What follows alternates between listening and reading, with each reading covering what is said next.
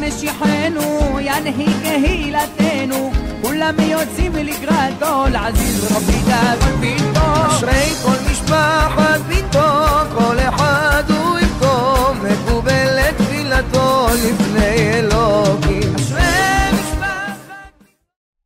Je voudrais vous raconter une histoire. C'est une belle histoire que un de nos élèves de l'Australie il nous a raconté hier. Tout d'abord, je dois vous dire quelque chose. Hier, c'était Shabbat. On a fait une Seouda à la Yeshiva de tous les Bahourim parce qu'un garçon qui a 15 ans, il a terminé 60 Gemarot, 60 livres du Talmud, tout le chasse. C'est impressionnant. Avoir la volonté d'étudier 60 livres, 60 Gemarot, c'est énorme, énorme, énorme. Et il les a étudiés, il les a compris. Alors je l'ai posé hier une question, je lui ai dit, dis-moi, comment tu as eu cette motivation d'étudier 60 Gemarot et finir tout le chasse? Il m'a dit, parce que mon ami, il a fini 2 fois le chasse. Il a commencé à l'âge de 14 ans. 2 fois. Alors je me suis dit, si lui il a fait 2 fois, au moins que moi je fais une seule fois.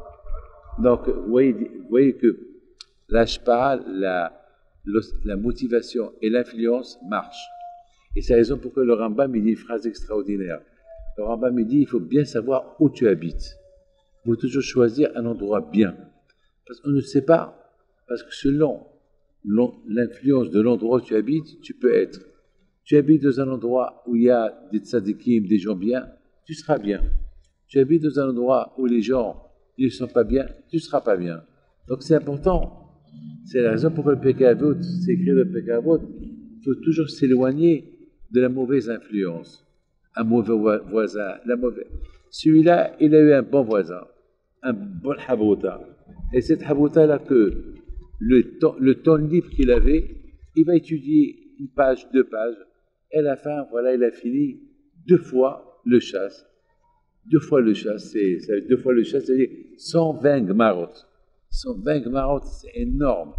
Alors, il m'a dit le monsieur hier, par rapport à mon ami, moi aussi j'ai fait le Siyum HaShas, pendant 1 an et demi, j'ai étudié, et Baruch Hashem, j'ai réussi. Alors hier, moi ça m'a donné, moi j'ai 68 ans. Malheureusement, j'ai jamais fini le chasse, j'ai pas le temps. Bon, malheureusement, qu'est-ce que je vous dis, je reçois les gens, j'étudie, mais j'ai pas le temps. Je prépare des cours de Torah à donner, j'ai pas beaucoup de temps malheureusement, mais j'étudie, d'accord.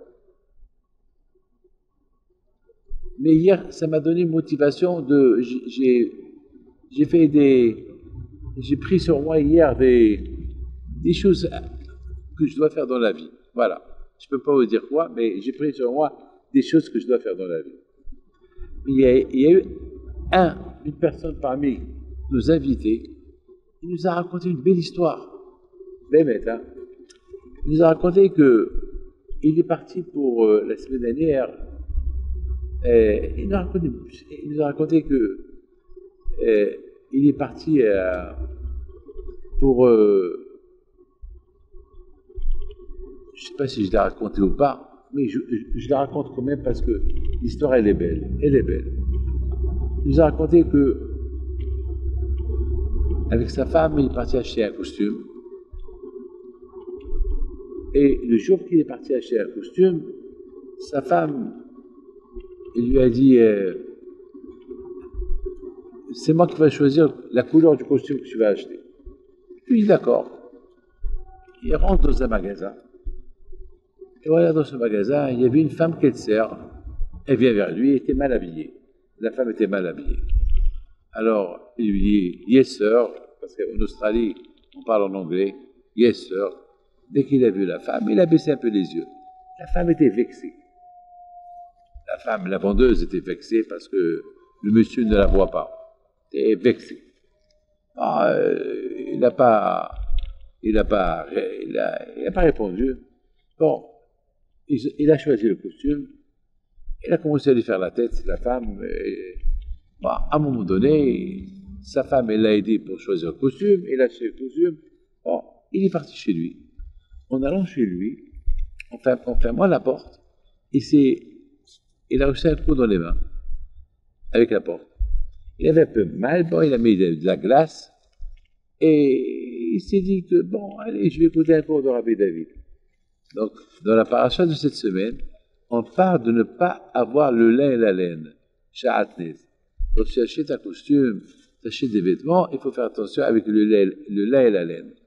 Alors, ce monsieur-là, il n'a jamais entendu que c'est interdit de porter le lin et la laine. Il ne savait pas. Sha'atnez. Il y a beaucoup de... Même les femmes, beaucoup de fois, le lin et la laine, on peut le trouver même dans les salons. Le lin et la laine, même dans les vêtements chez les femmes, même chez les... Ce n'est pas que chez les hommes. Hein. Donc, il y a beaucoup de rabbins aujourd'hui dans le monde, partout, et il faut la vérification s'il y a le lin et la laine. Il y a beaucoup de marques, je n'ai pas le droit de dire quelle marque, que beaucoup de fois dans l'école, on trouve là-bas le lin et la laine. Donc, il a dit à sa femme, tu te rends compte, je viens d'écouter maintenant un cours de Rabbi David Pinto, il parle du lin et la laine, et je viens d'acheter un costume, qu'est-ce que tu en penses? Et lui, il connaît un peu plus ou moins, un peu sur les tissus. Et là, en brûlant les tissus, il peut savoir, il a découvert le costume qu'il a acheté, il y avait le lin et la laine. Il dit à sa femme, tu te rends compte, Hachem, il m'a donné une récompense.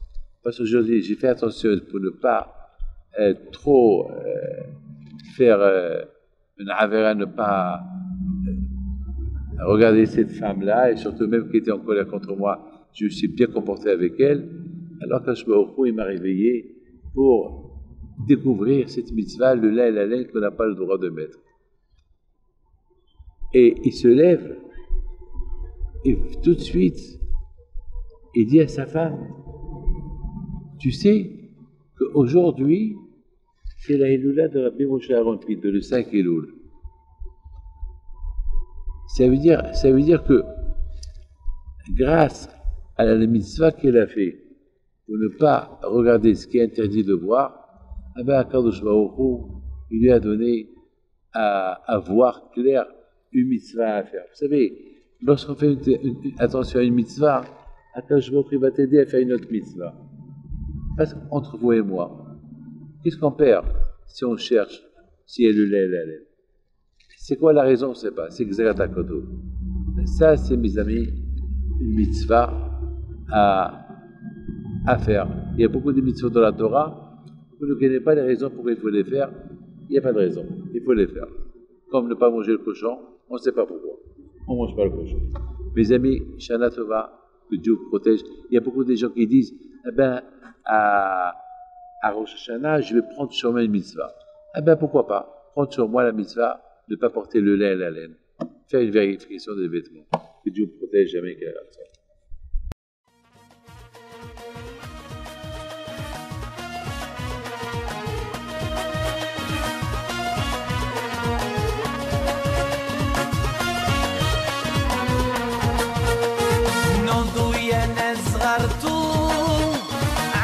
حي بنتو وقف لنا زي خوتو يا وز خوتو